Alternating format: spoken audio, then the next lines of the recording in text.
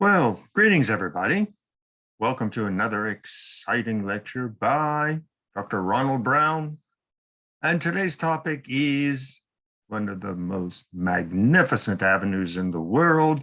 This is the Champs-Elysees in Paris, which can rightly be called the queen of all great avenues. It's been imitated. It has become part of the modern urban landscape. Well, it wasn't always that way, as we're going to find out. There have been times when cities were squeezed into narrow walled compounds, and the idea of a grand avenue taking up all this space was not possible. So why did Paris decide to carve the Champs-Elysees out of its urban area and create what became the prototype of all modern great avenues? So our outline for today, the history of the Voie Triomphale, the idea of a grand avenue for public displays and public buildings cutting through the center of the city. What is the history of this concept? Then medieval Paris. Where did Paris come into this, into the history of great cities? What kind of city was it? Then came along Kings Louis XIV and Louis XV, 14th and 15th Louis, who left their imprint on Paris and on the emergence of the Champs-Elysees. The emergence of the Champs-Elysees as the stage for great urban and national, even international events. And then more recently, the decision to extend the Champs-Elysees and take it out into the suburbs, an ever-growing, ever-lengthening grand boulevard. And then the Champs-Elysees in popular culture, how it has become a symbol in itself. You can't go to Paris without visiting Notre Dame, the Arc de Triomphe, and of course, strolling along the Champs-Elysees. So let's get started with our topic for today, the Avenue des Champs-Elysees, the queen of all avenues.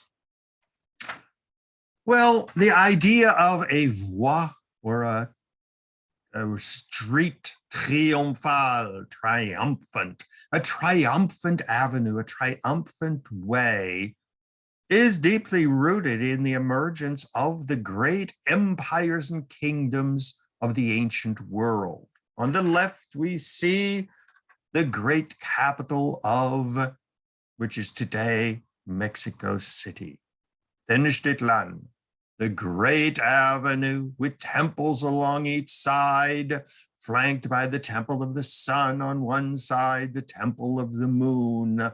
You can only imagine what great dramatic rituals took place in this triumphant way. On the right, we see the modern city of Beijing or Peking. In the middle, you see a small yellow square. That is what we call the Forbidden City. But in front of it and behind it, stretching down, is the Great Triumphant Way, an avenue that transects the city from the far north down to the deep south. Once again, triumphant ways, triumphant avenues were associated with greatness, with empire, with victory, as the word triumphant communicates. On the left, we see the ancient ruins of the city of Babylon.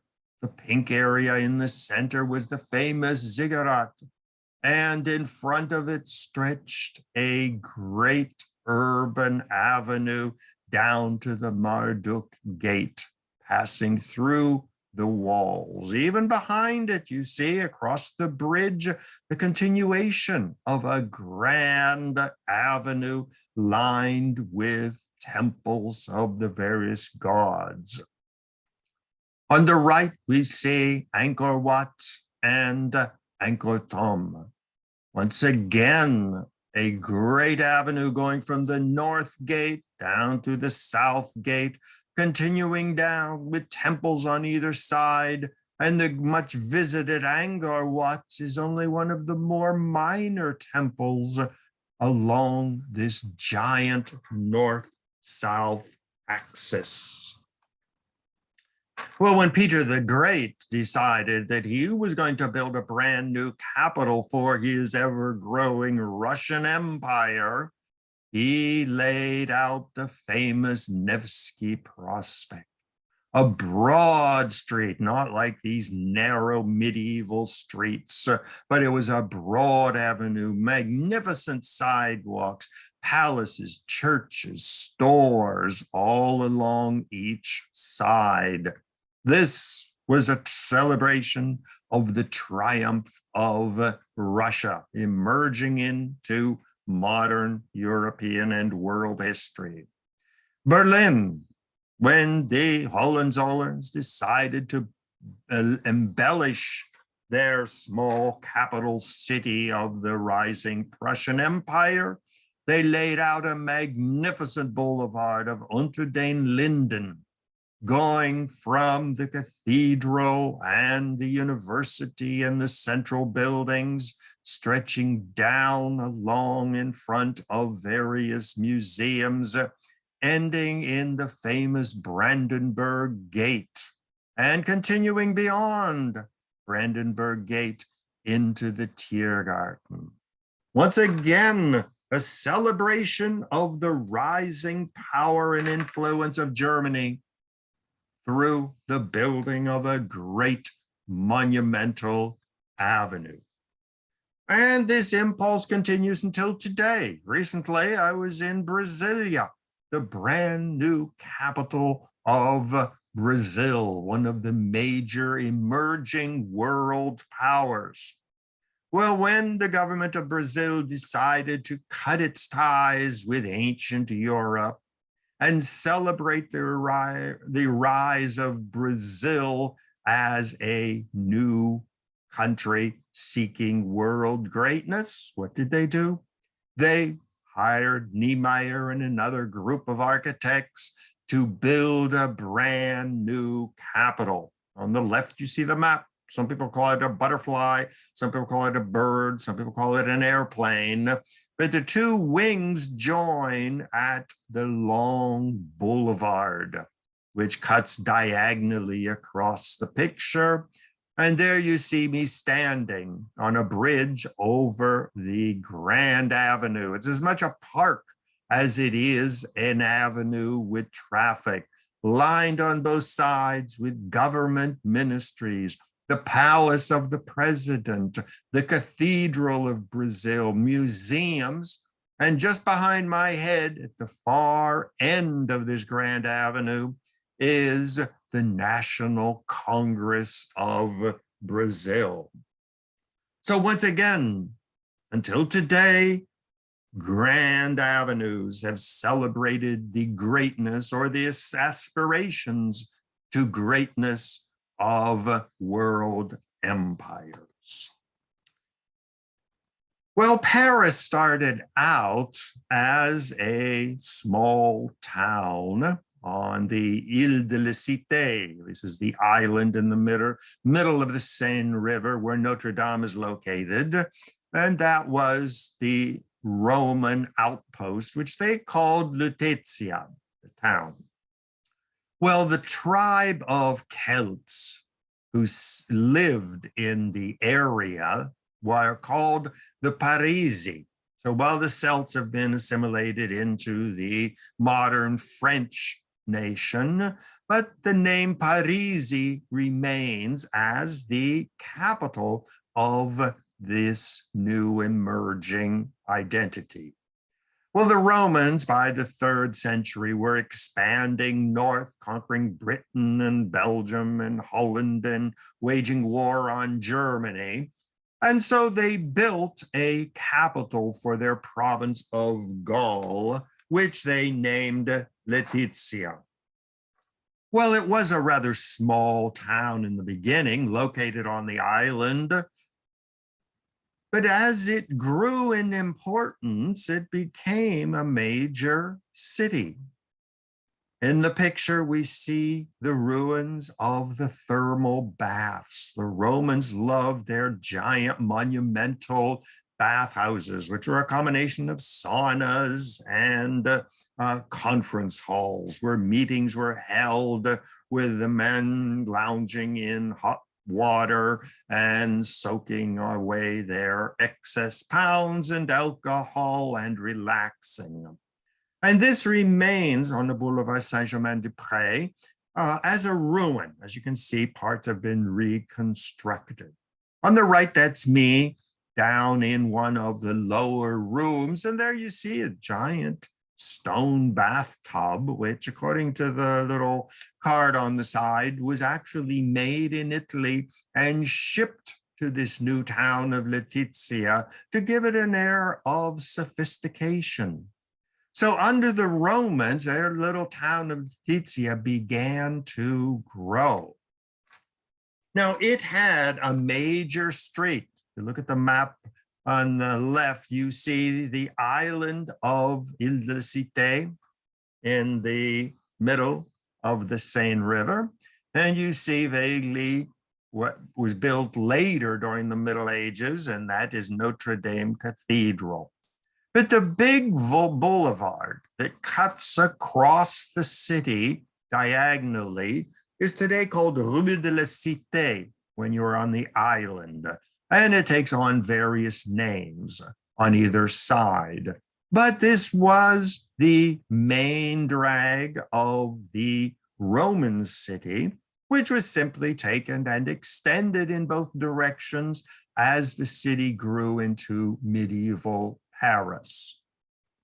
But beyond this major highway, the city was medieval. If you look at the map on the right, you see the Latin Quarter. Well, there are narrow streets intersecting at strange angles, churches here and churches there, curving streets, narrow streets, typical medieval city where the streets were narrow. Sometimes a carriage couldn't even get by. It was for walking, people riding horses and carrying packages on their back. It was a type of congested medieval city inside the city walls, because in the Middle Ages, wars were all over the place, invasions. And so the city had to protect itself by building the walls around the city and then cramming everybody inside. Here we see Paris, as it grew during the Middle Ages, still enclosed in its city walls. Once again, you can still see the outline of the main street going across about mid-photo, the gates through the city walls and then into the city walls, crossing the old medieval crowded city, and then leaving the city walls and the moat. Well, these walls are long gone, but at the very bottom, you see what eventually emerged as the great palace of the Louvre. But yet you can see that on the top half of the wall is the original fortress palace of the Louvre with some little gardens around it. But then you had the city wall with the various gates. And beyond the city wall, there were the beginnings of the gardens of the Tuileries, which were the Louvre gardens, but still the city wall chopped off the early Louvre castle or fortress from future expansion. Now, today, the walls are gone except for tiny segments. The one segment I know well is the famous Porte de Saint-Denis, the Gate of St. Denis, which was on both sides covered with a wall. And when you went through the gate, if you were a farmer living out in the country, you got in your wagon pulled by your horse and filled with your potatoes or whatever you were selling. And when you went through the gate, you had to pay a tax to enter the city. So the gates were defensive, the walls were defensive, but they also were a main source of revenue for the city. Well, the medieval city is pretty well gone, but you do see the narrow streets, which have remained. You see a lot of these old wooden buildings. Running down the middle of a lot of streets was the open sewer, where hopefully a big rain would wash away the human waste and the garbage, but that wasn't always the case. So you can imagine the smell of the medieval city. People crowded into rooms, one upon the other, constantly prone to fire and to diseases. On the right, you see again a picture which remains not too long ago of the rather modest rundown houses which filled the medieval city with what we would call today slums. Of course, the slums were ravaged by disease. It was not at all uncommon for a pandemic or an epidemic of tuberculosis, of typhus, of cholera, of the flu, influenza, who knew what, to sweep through the city, and the city would hire wagons to go through, carrying away the dead. The survivors would simply take the dead body of the person and put it on the sidewalk in front of the building, where it would lay sometimes for hours, if not a day, before it would be picked up and dumped into a common grave. C'est le Petit Journal and its depiction of a cholera epidemic sweeping through Europe. So the city inside the walls was not really a very wonderful place. Well, inside the wall at the bottom of the picture that we saw earlier was the original Louvre. And as you can see from these two pictures, it was a fortress. It was defensive. It was inside the walls. And you see the walls in both periods with their towers to protect the king from invaders, and very often as not to protect the king from uprisings by his people. So the king was not only fighting off foreign invaders from his castle, but also uprisings among the local people. But as you can see, it was inside the walls. There were no Tuileries gardens, there was no Champs-Elysees, there was nothing beyond the original fortress. Well, gradually in the 1500s, the fortress lost its defensive characteristics. Gradually, the walls and the gates were torn down. And as you can see on the right, you see the Louvre, which still has its fortress-looking shape in the middle of the picture, but gradually the Grand Gallery was built, and another part, the Palais de Tuileries, was gradually built, but this was only accomplished with the demolition of the city wall. So gradually, the fortress was being turned into a residence, into a palace, and not a fortress. Well, Louis XIV, the famous Sun King, emerged as one of the great kings of France. He ruled from 1643 to 1715. Well, like all of his predecessors, he'd lived in Paris, he'd lived in the Louvre fortress, and which was gradually growing and expanding into more of a palace as the danger of wars diminished. Well, Louis, like all of the kings, had his little country estate. And this was Versailles, which was out of the city in an open forested area where the kings would go and get on their horses with their nobles and go hunting deer, go hunting, wolf hunting, boar, wild pig hunting.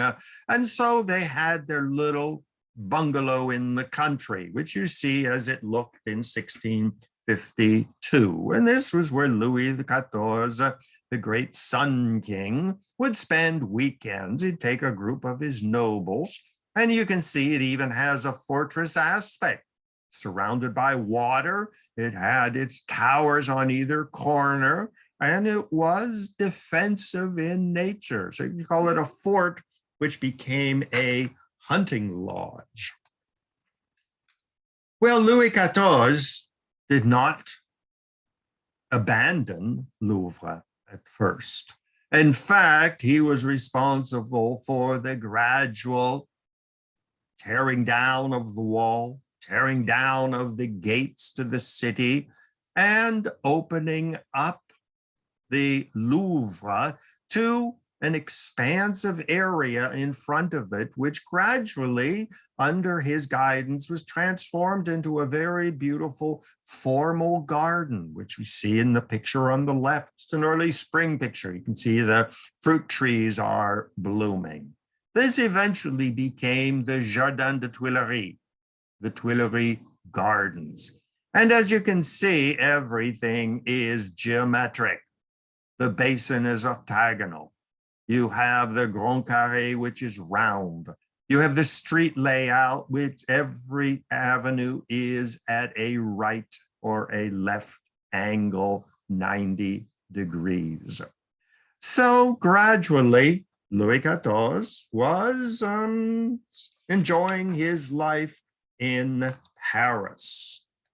Well, in the 1640s and 50s, a group of business people, the rising middle class in Paris, periodically rose in revolt, demanding more freedoms for the new business class, opposing the nobles who controlled everything, even demanding a constitution or a parliament where they would have representatives.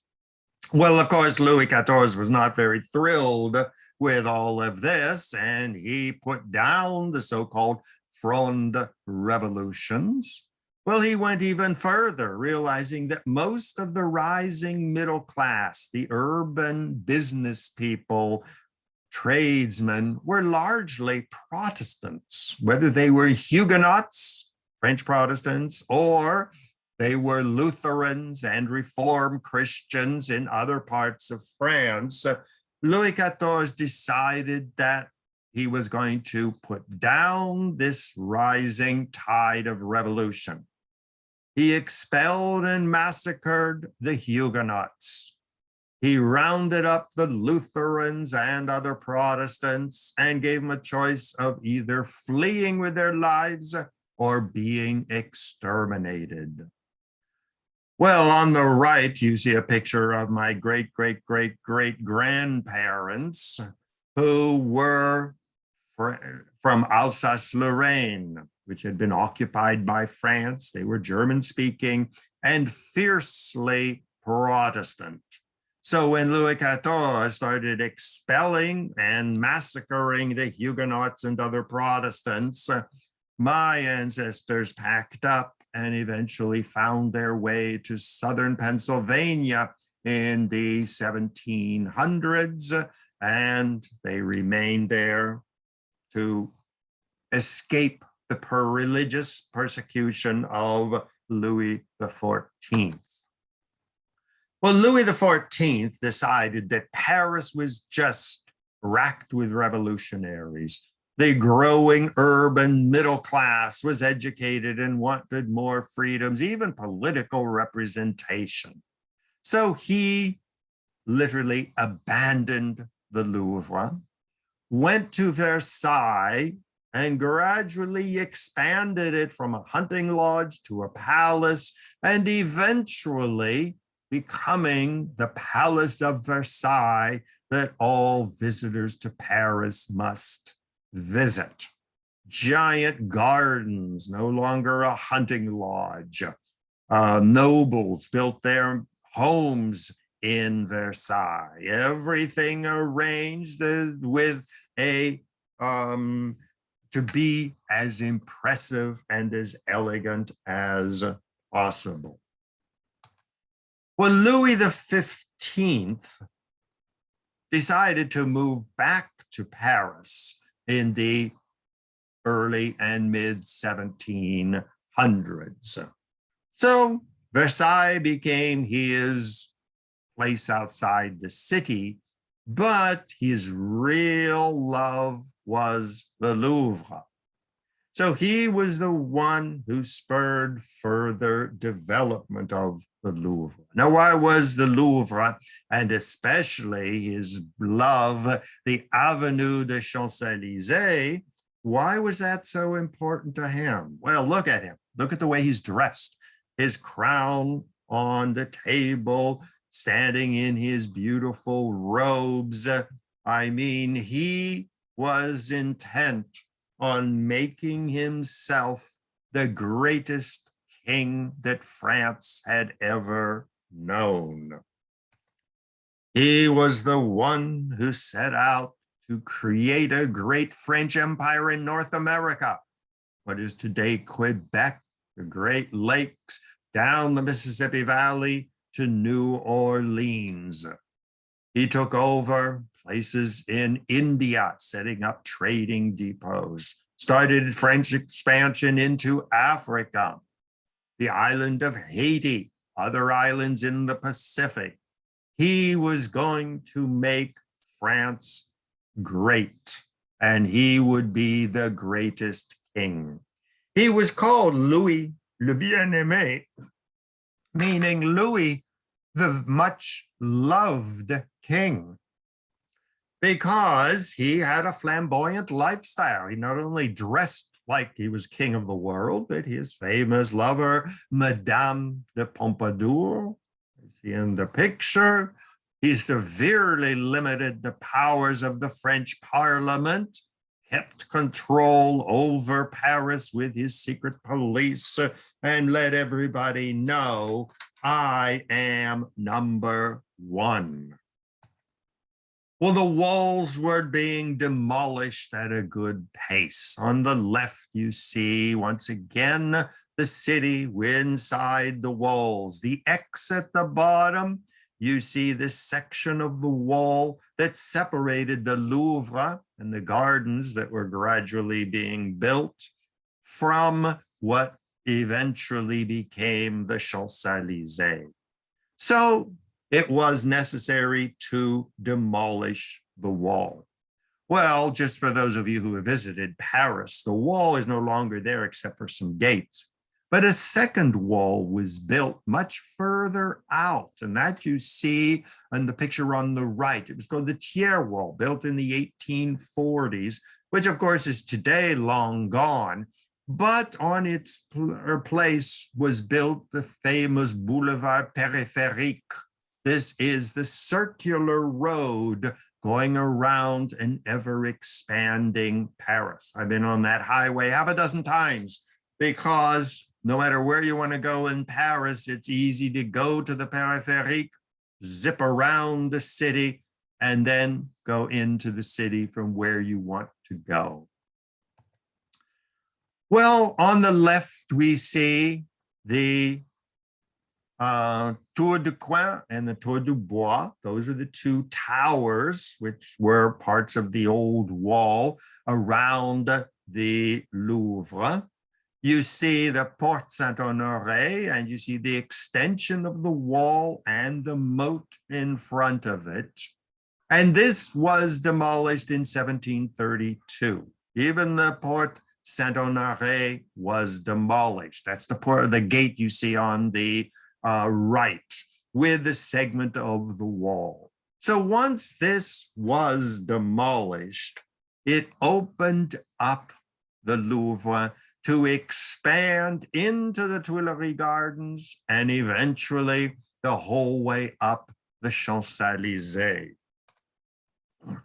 Well, the first big construction was, once the wall was torn down, on the ruins of the wall and a big area surrounding it, was built the Place de la Concorde in 1772.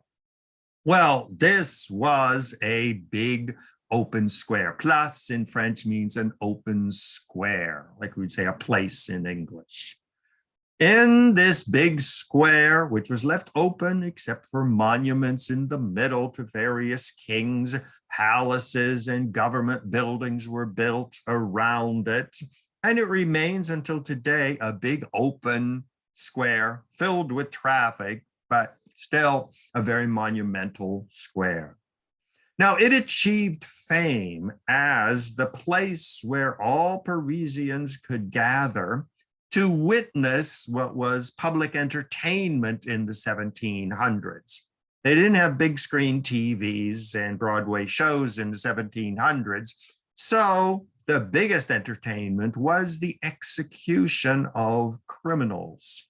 It was in the Place de la Concorde that Louis XVI and his wife Marie Antoinette lost their heads.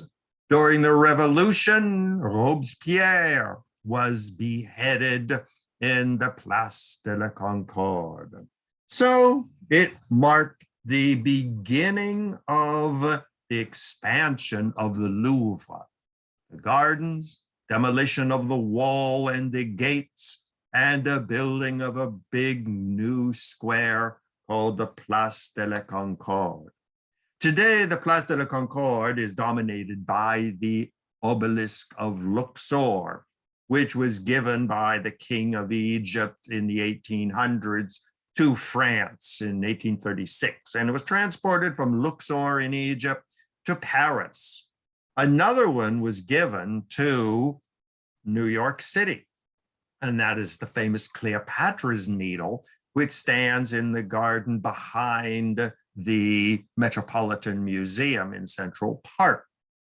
But it was really a technological adventure, lowering the obelisk without breaking it, transporting it to the port of Alexandria by ship to France, overland to Paris, and then raising this one piece of stone without breaking it. Even in New York, when the Cleopatra's Needle was brought, it was a sight to see as it was transported from ship across Manhattan to Central Park. Well, the Place de la Concorde marked a big event, not just the demolition of the city wall and the gates, but the gardens of the Louvre, the Tuileries, ended with the Place de la Concorde, and beyond Place de la Concorde emerged a brand new avenue, and this was called the Champs-Elysees. Champs simply means a field where you have cows or big open grassy space for animals. Élysée comes from the Greek legend of the Elysian fields, was the place where Greek gods and great Greek heroes lived eternally. It was sort of like the heaven reserved for gods and heroes, not the ordinary people. On the picture on the right, you see Place de la Concorde, and then the Champs-Elysees stretching down to the vast intersection of half a dozen streets where the Arc de Triomphe is currently located. So it is a beautiful stretch of Avenue, the extension of the gardens of the Louvre. Picture on the left, you see a view from atop the Arc de Triomphe, looking down the Champs-Elysees. You see the obelisk right in the middle of the picture, and they have set up periodically a entertainment area there, the Ferris wheel. And then at the end, you see the Louvre Palace. Well, this was a monumental undertaking. You can see how broad it is with cars in the middle, but yet huge extension of sidewalks and trees on either side and buildings. So the area had to be cleaned out, the avenue laid out, and trees planted, and rows of buildings had to be built on either side. Now, what is unique about the Champs-Elysees is that unlike other grand avenues, such as Fifth Avenue, which is filled with churches and restaurants and hotels and clubs and giant department stores, the Champs-Elysees was not marked by monumental buildings. They were apartment buildings. Very few major buildings are on the Champs-Elysees, but magnificent buildings are on either side, but at a distance. One of the buildings, which was incorporated into the Champs-Elysees, which is actually not on the Champs-Elysees, is a famous Palais De Alizei. This is the residence, the palace of the president of France, built in 1722 as a palace for the king. It is now the residence of Monsieur Macron, who is the president of France today. So if you look at the map on the right, you see the Champs-Elysees, but the major buildings are not on the Champs-Elysees. It is a park. You have the Palais De Alizei, where the gardens in front of the Palais have been incorporated into the gardens of the Champs-Elysees, but the palace itself is at a distance. On the other side of the street, you see the Petit Palais and what was formerly the Grand Palais. You see theater, and nothing is on the Champs-Elysees. It is a beautiful building, apartment-lined avenue with the monumental buildings away from the avenue.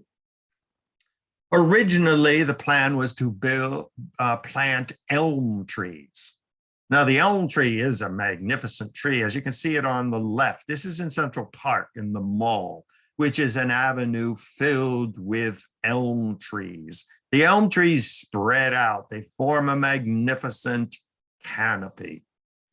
Well, unfortunately, a disease called the Dutch elm disease was a pandemic crossing around the world and started killing the elm trees. Central Park made a major effort to inoculate them, to develop a form or a species of elm tree that can resist the disease, the blight. But the French gave up on the elm tree and they replaced it with chestnut trees, which have a nice leafy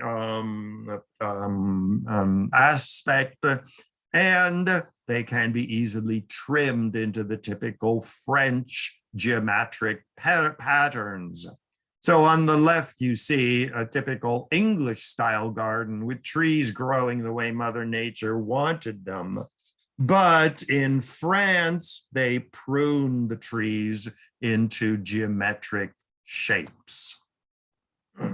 The Champs-Elysees is considered one of the widest avenues in the world. At 230 feet, it is almost 2.5 times as wide as Fifth Avenue, which is one of the widest avenues in New York City. So the plan was to have giant sidewalks with outdoor terraces and with trees, have an area for vehicles, a park in the middle with more trees and flowers, and then on the other side, another street in the other direction with another broad sidewalk. So the emphasis was on strolling along the Champs-Elysees with cafes, with restaurants, with little shops, newspaper stands, with a pedestrian emphasis. Now, one of the buildings off of the Champs-Elysees is the American Cathedral of the Holy Trinity, built 1864. It is an American English language church. It is Episcopal. It is part of the Episcopal diocese and part of the Episcopal church, but it presents itself as the American Cathedral. And wealthy Americans who started going to Paris on a regular basis, even living there for years at a time, would attend a church. It was one of the main social events of the American community in Paris. And as you can see from the picture on the right, with the coaches picking up well-dressed and well-heeled, wealthy American families after church and taking them to a restaurant or to one of their residences for Sunday dinner. One of the highlights of the Champs-Elysees area. To the south of Champs-Elysees, we were built in the early 1900s, the Petit Palais, which you see on the left, and the modern construction of the Grand Palais.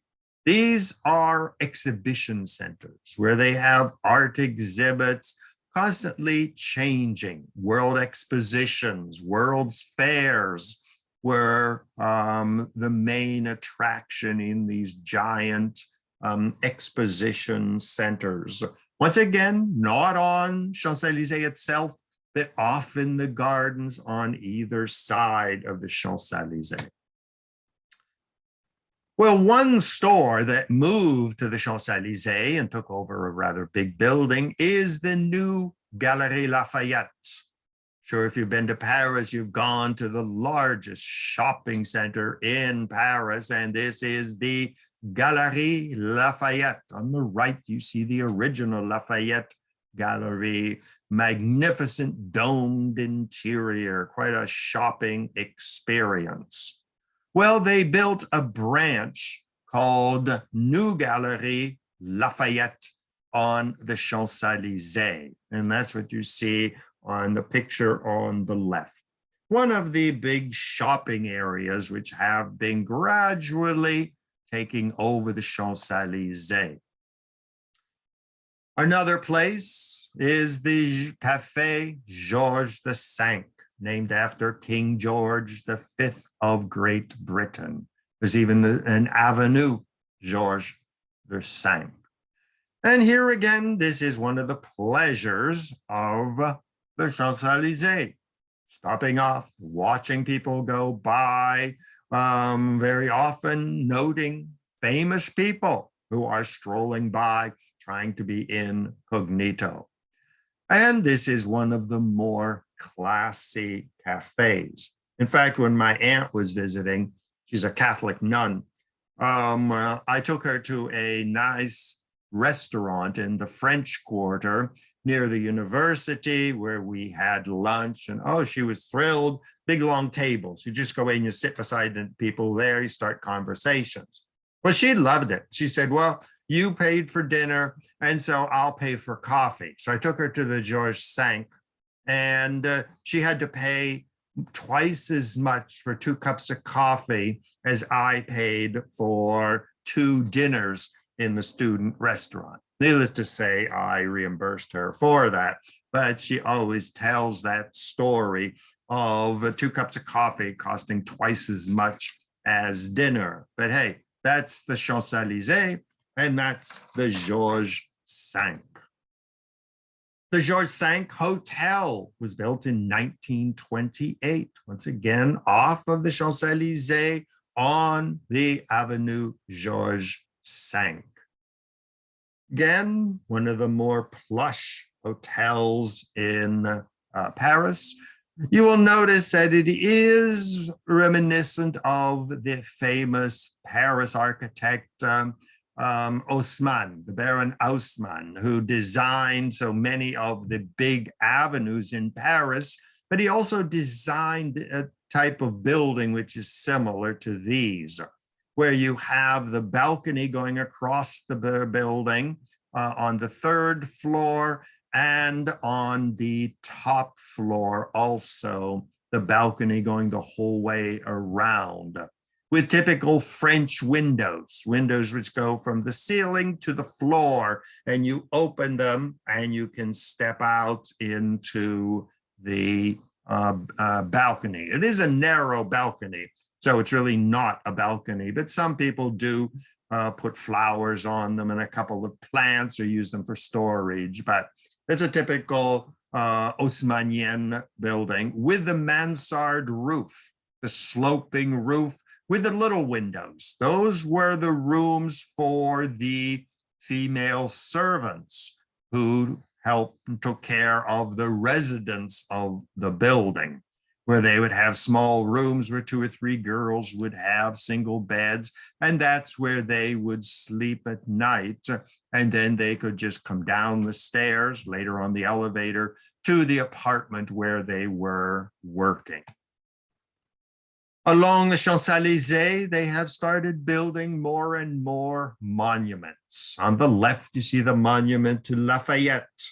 This was the great aide-de-camp to George Washington. In fact, many people say saved the career of George Washington as a military man. Went back to France and was a great hero of the French Revolution. In the middle, you see Winston Churchill, statue of him. On the right, a more recent addition are these crazy sculptures by Richard Orlinski. Brightly colored, very attractive crocodiles and all kinds of raging animals put up as displays, some temporary and some permanent. Well, then you get to the end of the Champs-Elysees proper, and that is the Arc de Triomphe. Or in French, they say Arc de Triomphe de l'Étoile, meaning the Arc of Triumph in the star. You can see the streets which radiate out from it. Fascinating thing to do is to walk down one of these tree-lined streets and then go off on a side street. And behind these magnificent buildings, facing the big boulevards and streets, you're immediately back into the medieval city of narrow, winding streets. So this was the Arc de Triomphe, begun by Napoleon to celebrate his great victories in his conquest of Europe, only finished in 1836, but still containing the names of his great victories. So even though he was overthrown by the rest of the world and lived out the last years of his life in a small island in the Atlantic, still he is fondly remembered for the French Revolution and making France great. Underneath the Arc de Triomphe is the famous Tomb of the Unknown Soldier, which was installed right after World War I to commemorate the soldiers lost between 14 and 18 in World War I. Many people say this is the very first of the eternal flames, that even Jackie Kennedy was so impressed by it that she adopted the same thing for the tomb of John Kennedy, her husband. And this is underneath the Arc of Triumph. Now that stretch of the Champs-Élysées from the Louvre Palace through the gardens, up the avenue to the Arc de Triomphe, has been a stage for major events, such as the marriage procession of Napoleon and his Austrian wife, Marie-Louise. This was a major event because Napoleon was an upstart colonel from the island of Corsica, which had only recently become part of France, spoke lousy French with a heavy accent. But when you have the power, then you aspire to intermarry with the great Austrian Habsburgs, the oldest reigning dynasty of Europe. And so that gave him a certain legitimacy. So his marriage procession was elaborate and really put the Champs-Élysées on the map. The Germans, following their occupation of Paris in 1871 and again in World War II, of course, had to celebrate their victory with a grand procession down the Champs-Élysées to show that the Germans now had won the war. Well, after World War II, of course, de Gaulle had to do the very same thing. See the sign, Vive de Gaulle, long live de Gaulle, going down with his tanks and military vehicles to celebrate the liberation of Paris from the Germans. On the right, you see a photograph of him, tall, very tall man, walking with his political and military leaders with the Arc de Triomphe in the background. Well, of course, every victorious leader of World War II had to have their march down the Champs-Élysées. You see General Eisenhower at the top, Winston Churchill at the bottom. You can see Winston Churchill and de Gaulle never got along very well. So the picture shows them looking in opposite directions, which is a metaphor for French-British relations after the war. On the right, you see various celebrations. 14th of July, French Independence Day. Other major events have to be celebrated with a great procession down the Champs-Élysées. The Tour de France, after going across France for a couple of weeks, ends up with the survivors having their grand procession up the Champs-Élysées. Terrorists have also targeted the Champs-Élysées as a symbol of France, sort of like Osama bin Laden targeted the World Trade Center, the buildings in Washington, D.C. They targeted the Capitol as well as the Pentagon as symbols of American might and power. So the Champs-Élysées is often targeted and the Arc de Triomphe as symbols of French greatness.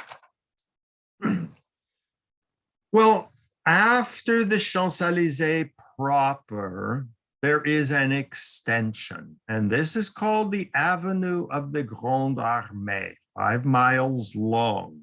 Picture on the left is once again at the top of the Arc de Triomphe, looking not towards the Louvre, but looking in the opposite direction along the new stretch of the Champs-Élysées, which goes from the Arc de Triomphe straight on to what is called today Le Défense, the cluster of skyscrapers, which you see in the distance.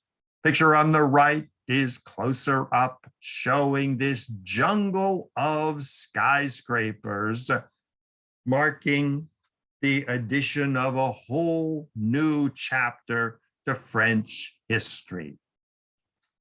Well, the Défense came into existence because between 69 and 73, a group of French industrialists and architects and government officials agreed to construct the Tour Montparnasse. And they built this magnificent tower, 60 floors. But when you look at it, you could estimate it's 100 floors because it stands isolated in a traditional section of France, which is marked by church towers and smaller buildings. Well, when this was built, it caused such a scandal. And in fact, until today, there are movements to have it torn down. It is an eyesore. Well, they didn't tear it down, and the train station underneath it is very, very functional. But the government and the residents of Paris decided that henceforth there will be no more skyscrapers in the historic center of Paris. They will be banished to Le Défense. Once again, the name is significant. The defense of Paris against the during the Franco-Prussian War, when the Germans occupied Paris for the first time. But yet the French don't remember the occupation. They do remember the resistance against the occupation. And so it is called Le Défense. Currently, it is 72 buildings and counting. Monument to the right commemorates the defense of Paris against the Prussians. So this is the new Paris. And of course, it is not totally isolated. It is linked to the Grand Avenue, beginning with the Louvre, Place de Concorde, Champs-Elysees, Arc de Triomphe, and then continuing down to the new part of Paris, Le Défense. Well, there is no traditional architecture here. There are no Haussmannian buildings. The architecture is supposed to be splendid, ultra-modern, showing France is moving into the future. 1974, the Palais de Congrès de Paris was built, a giant ultra-modern convention center for all kinds of expositions, fairs, concerts, sports events.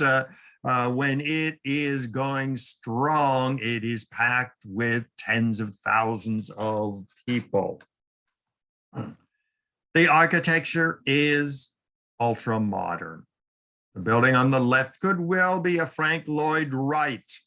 His hatred of square buildings and square rooms. Here again, it is curved. Beautiful modern architecture.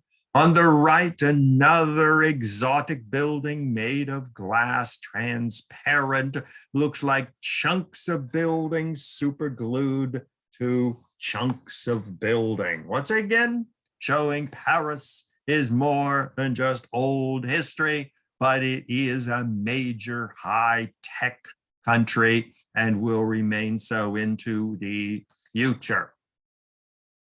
The Grand Arc de la Défense finished in 1989. Here again, this corresponds to the Arc de Triomphe, and it is crossing the avenue. And when you look down the Champs-Elysees and down the Avenue de la Grande Armée, you see that they face each other, the Arc de la Défense and the Arc de Triomphe. It is actually a building, 50 floors tall, offices, stores, shops, the whole works. Surrounding plaza with fountains and a big open space, often filled with all kinds of crazy art exhibits and sculpture exhibits, outdoor art performances, and with so many people working in these 70 buildings. It is a jungle of restaurants and shopping centers, its own subway station, and more buildings are going up all the time. Now, there is a plan to continue this Grande Voie from the Louvre on the right through the Tuileries, Place de la Concorde of the obelisk, the stretch of Champs-Elysees ending with the Arc de Triomphe, and then continuing through the Porte Maillot, the Pont de Neuilly, the Défense to the Grand Arc of the Défense. And there is a plan to continue it even further, to make it an even more of a grand monumental avenue. I don't know what the status of the extension is at this point, but the part from the Louvre to the Grand Arc of the Défense is really a thrilling walk. Don't do it on a hot, humid day. You'll have heat stroke, but it is really a wonderful walk. Now, popular culture. Everything becomes popular. Jules Dassin, one of the great French composers and singers, wrote his song, Le Champs-Elysees. And the chorus is on the Champs-Elysees, on the Champs-Elysees, in the sun, in the rain, at noon or midnight. Everything you could want is on the Champs-Elysees. Here again, it is, as it says, the very bottom. Yesterday evening, two strangers, and this morning on the avenue, two lovers dazzled by the long night. And from Étoile de la Concorde, from the Étoile to the Concorde, a 1,000-string orchestra. From the breaking of dawn, all the birds sang about love. Here again, popularized the Champs-Elysees and literally turned it into a cultural icon. Books, the little perfume shop off the Champs-Elysees. Once again, it is off the Champs-Elysees, not on the Champs-Elysees proper. Champs-Elysees is for strolling. Some shops are now opening up there and it is becoming a little bit more popular, but still the perfume shop, once again, associating French perfume with the Champs-Elysees. On the right, you see the Beatles on their grand procession down the Champs-Elysees. Very often you will see caravans of cars carrying some important person or personages going down the Champs-Elysees. Guerlain of Paris has its own eau de parfum named the Champs-Elysees. Finest American culture and dining has made its way to the Champs-Elysees, where you see a great American icon, McDonald's. So many people go there just to have their picture taken at the McDonald's Champs-Elysees. They have their own film festival. There are theaters on Champs-Elysees, movies with Ingrid Bergman and Charles Boyer, Triumph Bogen, Arc of Triumph, Anthony Hopkins in Arc of Triumph. Recently, a Netflix series, Emily in Paris. Absolutely dreadful, but still it does show Emily at every place in Paris, and not at all strange with her little camera to be walking around taking pictures along the Champs-Elysees. So popular culture has really turned the Champs-Elysees into an icon of class, of sophistication.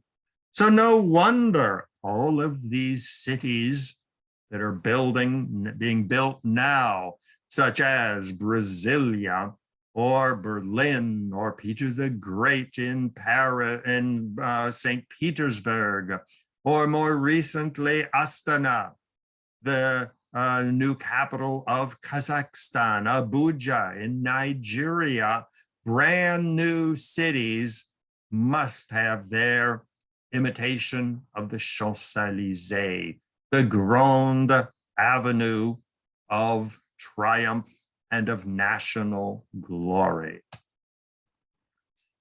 So this brings us to an end. And as you know, I love visiting cities.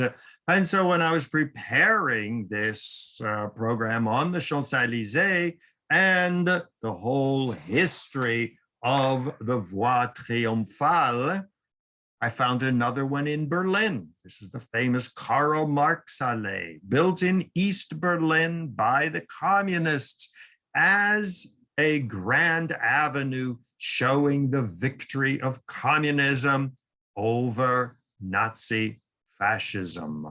Here again, a statement of Karl Marx philosophy, economics, ideology, carved into Berlin, East Berlin. Today, I was there a couple of years ago in August, and that's the time to go to visit the Karl Marx Allee because it claims to have the largest beer festival in the world. I had a wonderful beer from Mongolia, which I didn't even know made beer, but they had their own tent selling Mongolian beer. On the right is another child of the Champs-Elysees, and that is Paseo De La Reforma in Mexico City, leaving the old Spanish colonial city behind and making Mexico great. Interestingly, it was one of the few emperors of Mexico, Emperor Maximilian, who laid out the Paseo de la Reforma, saying, it is time for Mexico City to enter the ranks of the great cities of the world.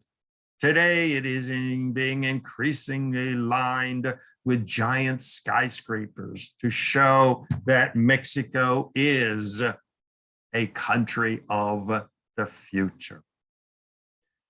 So thank you very much for joining me. This is Dr. Ronald Brown. If you have any comments, please feel free to send them to ronbrownmedia@gmail.com. I'm always welcoming comments, criticisms, how I could improve, but as always welcome personal experiences of the Grand Boulevards.